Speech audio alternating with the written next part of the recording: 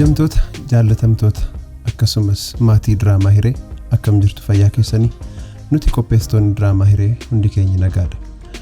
Ta'us torbanoota sadan darban keessaa akkuma beekamu diraamaan Hiree torban lamaan darbaniif otoo qilleensarra hin ooliin jira. Kun immoo namoota hedduu biratti gaaffii gurguddaa kaasuudhaan kan nu barreessitan jirtu. Hunda dura diraamaa kanaaf ergaa kan isin laattan diraamaa keenya akkasin jaallattan unuufis kabajaaf iddoo guddaa akkasin qabdanitti amanna. Kanaaf nus kabajaaf iddoo guddaa isiniif qabnurraa kaanee deebii kana isinii kennuuf dirqamneerra jechuudha. Jalqaba irratti nuti torbee keessatti guyyaa tokko daqiiqaa 25f qofa diraamaa mata duree Hiree jedhuun TV OBN irratti hojjechuudhaaf qofa eeyyama nuti fudhanne. Daqiiqaa 25 ol dabaluu hin dandeenyu jalqaba irratti. Gaaffiin hedduu keessanii maaf daqiiqaa 25 qofaa ta'e kan jedhudha. Jalqaba irratti nuti torbee keessatti guyyaa tokko daqiiqaa 25f qofa diraamaa mata duree Hiree jedhuun TV OBN irratti hojjechuudhaaf qofa eeyyama nuti fudhanne. Daqiiqaa 25 ol dabaluu hin dandeenyu jalqaba irratti. Gaaffiin hedduu keessanii maaf daqiiqaa 25 qofaa ta'e kan jedhudha. Nun garuu fedha keenyaan YouTube irratti argitaniitu taanaan daqiiqaa 30, 33, 28, 29 daqiiqaa muraasatti daddabaluudhaan waan gochuu dandeenyu tokko yaalaa turreerra. Ta'us waliigaltee nuti TV biraa qabnu daqiiqaa 25 qofaa waan ta'eef isaa ol deemuu hin dandeenyu jechuudha. Torbanoota lamaan darbaniif maaliif darbuu dhiisee kan jedhuuf gaaffii isin nu gaafattan torban darbe keessa guyyaa sanbata xiqqaa akkasumas sagantaan OBN irratti darbu kun sagantaa kan baasu isaan waan ta'eef torban darbe keessa sababa haasaa muummicha ministeeraa keenya jaallatamaa Dr. Abiy Ahmed haasaa isaanii isaan mana isaanii keessatti godhan dabarsuudhaaf OBN yeroo keenya fayyadameera. Kaleessas sababa jala bultii ayyaana cuuphaatiin qabatanii TV'n OBN sagantaa isaanii dabarsataniiru. Kana jechuun qophiin ayyaana guyyaa ayyaanarra hin darbu taanaan guyyaa kan biraa darbuu hin danda'u. Kana kan godhu immoo piroodakshinii fiilmiilee osoo hin taane ofiisaa seera waliigaltee TV OBN irratti qophii ayyaanotaa irratti qophii kan biraa dabarsuu hin dandeenyu kan jedhu jira. Kanaaf jaalatamtoota daawwattoota maatii diraamaa Hiree nuti ayyaanaaf kan qophii qopheessuu miti. Ayyaanaaf qophii qopheessuu miti. Erga imaanaa diraamaa kanaaf fuunee dhugaa isinitti himuuf ayyaana kan jedhame tokkoyyuu kabajnee hin beeknu. Yeroo hundumaa diraamaa kana wajjin halkaniif guyyaa dabarsuudhaan sa'aatii muraasadha kan rafnu. Kanaaf piroodaakshiniin fiilmiilee imaanaa dhuma diraamaa Hiree isinitti agarsiisuudhaaf fuudhe hamma dhumaatti jabaatee hin hojjeta. Ergaa isin nu barreessitan hunda isaaniif ripilee gochuu hin dandeenyu hin dubbisna.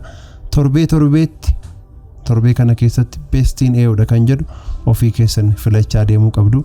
Yaada keessan baay'ee kabajnaa. Diraamaa kana waan jaallattaniif hubattanii nu gaafachuu keessaniif nus baay'ee isin galateeffannaa. Ta'us bifa kanaan yoo wal hubachaa deemne kana caalaa haamilee guddaadhaan wal duukaa hojjechaa deemuu dandeenya jechuudha. Itti aansuudhaan chaanaloonni muraasni immoo jiru.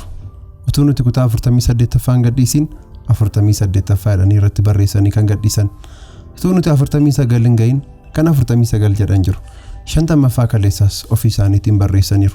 Chaanaloota muraasa kana ofii kootiin ergaa guddaa dhiisaa hin barreessinaa kan jedhu ergus irraa of qusachuu hin dandeenye. Kanaaf daawwattoota kabajamoo keenya immoo nu jalaa burjaajessaa jiru. Isin immoo kan nu barreessitan unuufidha dogoggora yookaan balleessaa isaaniitti jechuudha.